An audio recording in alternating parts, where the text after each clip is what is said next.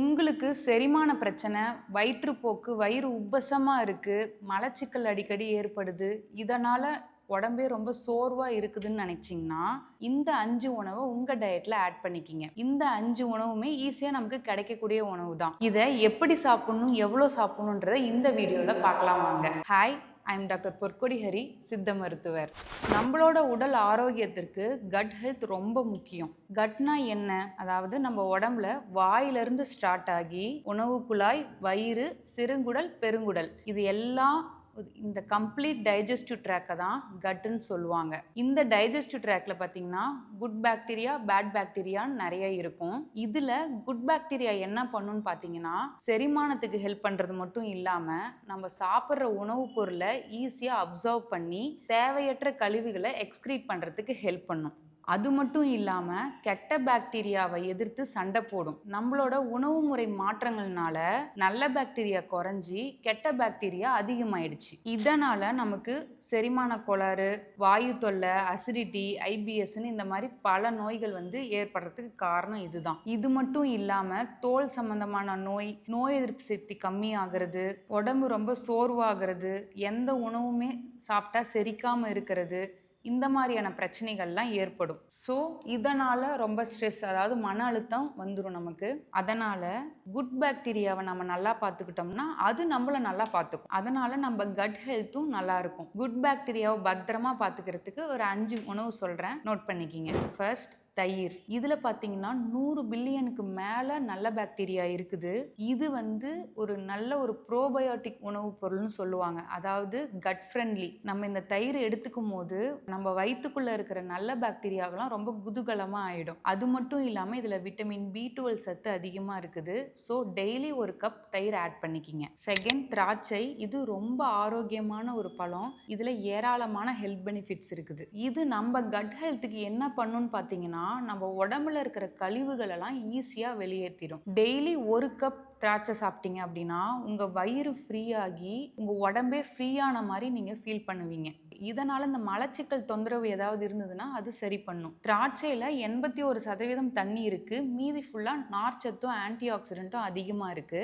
So நம்மளோட stomach லைனிங்கில் ஏதாவது ஒரு இன்ஃப்ளமேஷன் இருந்ததுன்னா நம்ம திராட்சை சாப்பிடும்போது நமக்கு ஒரு நல்ல ரிலீஃப் கிடைக்கும். அப்படின்னா இப்போ உங்களுக்கு உடனே ஒரு டவுட் வந்திருக்கும், அப்போ நான் கருப்பு திராட்சை சாப்பிட்றதா இல்லை பச்சை திராட்சை சாப்பிட்றதான்னு. 2 திராட்சையும் சாப்பிடுங்க, விதையுள்ள திராட்சையை வாங்கி சாப்பிடுங்க. இந்த திராட்சையை டெய்லி காலை உணவாக கூட வாரத்தில் 3 நாள் எடுத்துட்டு வாங்க. ஒருவேளை திராட்சை சீசன் இல்லை அப்படின்னா உலர் திராட்சை, அதாவது ட்ரை கிரேப்ஸ் வாங்கி தண்ணியில் ஊற வச்சு அப்படியே அந்த தண்ணியோட நீங்கள் அந்த கிரேப்ஸையும் சாப்பிட்டுக்கலாம். 3வது, ஓட்ஸை நம்ம டெய்லி எடுத்துக்கிறனால நம்ம குடலில் இருக்கிற நல்ல பாக்டீரியாவோட எண்ணிக்கை அதிகமாகும். அது மட்டும் இல்லாமல் இதில் அதிகப்படியான நார்ச்சத்து இருக்குது. ஸோ குட் பாக்டீரியா என்ன சொல்லுன்னு பார்த்தீங்கன்னா, நீ அதிகப்படியான நார்ச்சத்து கொடு, நான் உன்னோட டைஜஸ்டிவ் ட்ராக்கை ஹெல்த்தியாக பார்த்துக்கிறேன்னு சொல்லும். அப்போது ஓட்ஸில் மட்டும்தான் நார்ச்சத்து அதிகமாக இருக்குதா, மற்ற எந்த உணவுலையுமே நார்ச்சத்து அதிகமாக இல்லையான்னு கேட்பீங்க. மற்ற உணவுலையும் நார்ச்சத்து இருக்குது. ஓட்ஸ் ஏன் மற்ற உணவோட ஸ்பெஷல்னு கேட்டிங்கன்னா, இதில் வாட்டர் சால்யூபிள் ஃபைபர், அதாவது தண்ணீரில் கரையக்கூடிய நார்ச்சத்து அதிகமாக இருக்குது. ஓட்ஸை நம்ம சாப்பிடும்போது அந்த ஓட்ஸு நம்ம வயிற்றுக்குள்ளே இருக்கிற தண்ணீரில் கரைஞ்சி ஜெல்லு மாதிரி ஆகிடும். ஸோ அந்த ஜெல்லு நம்ம ஸ்டொமக் லைனிங்கில் எந்த இன்ஃப்ளமேஷன் இருந்தாலும் அதை ஹீல் பண்ணி விட்டுரும். ஸோ செரிமானமும் ஈஸி ஆகிடும், கட்டோட குட் பாக்டீரியாவும் இன்க்ரீஸ் ஆகிடும். ஓட்ஸை நீங்கள் dosa, puri, chapati, milkshake, pancake எந்த மாதிரி வேணாலும் செஞ்சு சாப்பிட்லாம். 4வது, இஞ்சி. இதை நம்ம டெய்லி உணவில் சேர்த்துக்கிட்டு வரும்போது நம்ம உடம்புல இருக்கிற கழிவுகளை இது வெளியேற்றிடும். ஸோ உடம்புல இருக்க கழிவுகள் வெளியேறுச்சுனாவே நமக்கு பாதி பிரச்சனை சரியான மாதிரி தான். ஸோ நம்ம டெய்லி சமைக்கிற ஃபுட்டில் இஞ்சை சேர்த்து சமைச்சு சாப்பிட்லாம். இல்லை அப்படின்னா இஞ்சி டீ மாதிரி போட்டு குடிக்கலாம். நீங்கள் இல்லை அப்படின்னா இஞ்சியை துருவி பாலில் சேர்த்து காய்ச்சி நைட்டு படுக்க போகிறதுக்கு முன்னாடி குடிச்சிட்டு படுங்க. 5வது, சோம்பு. சோம்பை பற்றி ஒரு ஷார்ட் வீடியோவில் போட்டிருப்பேன். சாப்பிட்டதுக்கப்புறம் கொஞ்சமாக சோம்பை வாயில் போட்டு மின்னுட்டு வந்தீங்கன்னா டைஜஷனுக்கு ஹெல்ப் பண்ணும். அது மட்டும் இல்லாமல் கட்டோட குட் பாக்டீரியாவை அதிகப்படுத்தும். சோம்பை தண்ணியில் போட்டு காய்ச்சி அந்த தண்ணியை குடிச்சிட்டு வரலாம். இல்லை அப்படின்னா ஒரு டீஸ்பூன் வாயில் போட்டு மென்று சாப்பிட்லாம். ஸோ இந்த 5 ஃபுட்டை எப்படி எடுத்துக்கலான்னு பார்த்தீங்கன்னா, மார்னிங் பிரேக்ஃபாஸ்ட்டுக்கு முன்னாடி தயிரை வெல்லம் சேர்த்து லஸ்ஸி மாதிரி போட்டு குடிக்கலாம். பிரேக்ஃபாஸ்ட்டுக்கு ஓட்ஸை பாலில் போட்டு வேக வச்சோ இல்லை தோசை இட்லியில் ஆட் பண்ணியும் சாப்பிட்லாம். மதியம் லஞ்சு சாப்பிட்டதுக்கப்புறம் மறக்காமல் வாயில் ஒரு டீஸ்பூன் சோம்பு போட்டு மென்று சாப்பிடுங்க. இல்லை அப்படின்னா சோம்பு தண்ணி குடிச்சிட்டு வாங்க.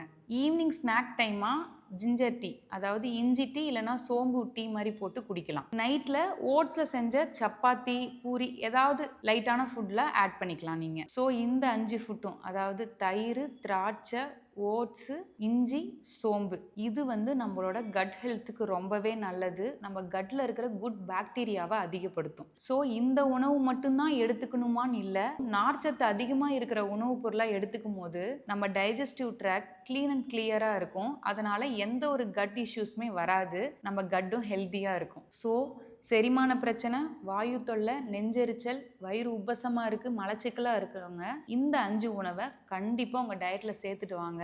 கட் இஷ்யூஸ் இருக்கவங்க இந்த 5 உணவையும் சாப்பிட்டுட்டு எப்படி இருந்துச்சுன்னு கமெண்ட் செக்ஷனில் கமெண்ட் பண்ணுங்கள். இந்த மாதிரி யூஸ்ஃபுல்லான கண்டென்ட்க்கு டாக்டர் பொற்கொடி ஹரி சேனலை சப்ஸ்கிரைப் பண்ணிட்டு பக்கத்தில் இருக்க பெல் சிம்லையும் கிளிக் பண்ணிவிடுங்க.